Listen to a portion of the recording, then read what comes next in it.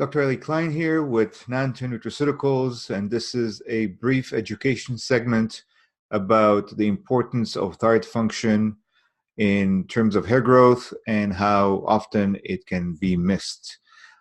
When it comes to hair and nail products, these are perhaps some of the most common ones. A big emphasis on silica and biotin. And indeed, silica as a strengthener, where do you find it? You find it in rocks, you find it in hardy plants, and it helps to strengthen the structure, strengthen hair, strengthen nails, makes them healthier. Absolutely does, but doesn't necessarily stimulate the growth itself. And biotin, it plays a role in the synthesis of certain amino acids, which then make up protein. And of course, keratin is what hair and nails are made of, protein. And biotin actually also plays a role in energy generation, and you need energy to generate and repair and restore structures. It plays a role in one of the earlier steps of glucose metabolism and the generation of energy from glucose. However, to grow hair, you need to support thyroid hormone production and function. And this is the title of a research paper, a study from the Journal of Clinical Endocrinology and Metabolism. And, excuse me, it states, thyroid hormones directly alter human hair follicle functions, anagen prolongation, and stimulation of both hair matrix keratinocyte proliferation and hair pigmentation. So anagen is the hair growth stage, the hair growth cycle. There are 3 cycles and stages to hair growing in, remaining, and then falling out. And anagen is the hair growth stage. And keratinocyte is basically a hair-producing cell. So it actually helps to proliferate, to have more hair-producing cells available, and also plays a role in pigmentation. And of course, what the thyroid hormone is, in essence, is the amino acid tyrosine. This is the bulk of the molecule is tyrosine, except you see for 4 letters I here. These stand for iodine. So it's tyrosine with 4 iodines, and that's T4, and it's not active yet. The activation occurs when one of the deiodinase enzymes that is powered by or activated by selenium acts on T4 to remove an iodine. 1 iodine then is missing.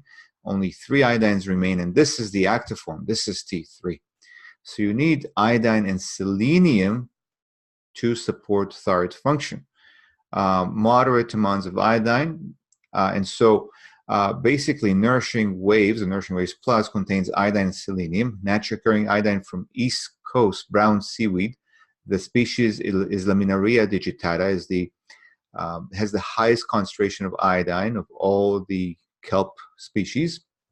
And so we standardize and provide 300 micrograms of iodine. If any particular harvest we don't get enough iodine per serving dose of 15 mLs, then we top it up with a little bit of potassium iodide. But most of it is naturally occurring iodine. And then we add selenomethionine, 100 micrograms of that, to help with the conversion and the activation of the thyroid hormone. The ingredients include silica, 10 milligrams, and then it's well dissolved. It doesn't gel. So it means that also well absorbed. And it's an important point to make because there are all kinds of ideas about what makes silica absorbable and how much is absorbed and what's a better form. As long as it dissolves, it's well absorbed. Generally, it's always between 50 to 60%. You find the gel products generally have a lot more silica in them per serving. Why? Because the absorption is a lot poorer, so you need a lot more to get some silica in. But as long as it's well dissolved, it will be well absorbed.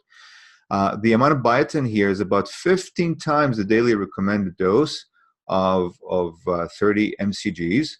So it's 0.5 mg or 500 micrograms. But there is caution. There's caution around too much biotin. Mega dosing of biotin, starting at around 2,000 micrograms or 2 milligrams, interfere with thyroid function tests. And there's some papers out. This is right here is a cutout copy of one of these papers. And then also has some vitamin C at 200 milligrams, which helps form collagen with silica. Mind you, there's no collagen in hair. It's for the skin and for other structures. There's magnesium glycinate, 200 milligrams, which is important for people with low thyroid, because low thyroid cells don't retain magnesium very well. And there's some B6. B6, the reason it's there is because it works on skin dryness and coarse and dry skin in a similar fashion to the EFAs. So studies have demonstrated that when there's EFA deficiency, so to speak, B6 can correct the symptoms very easily, and it's probably more relevant and more important, actually. And I won't get into it right now. And niacinamide at 25 milligrams.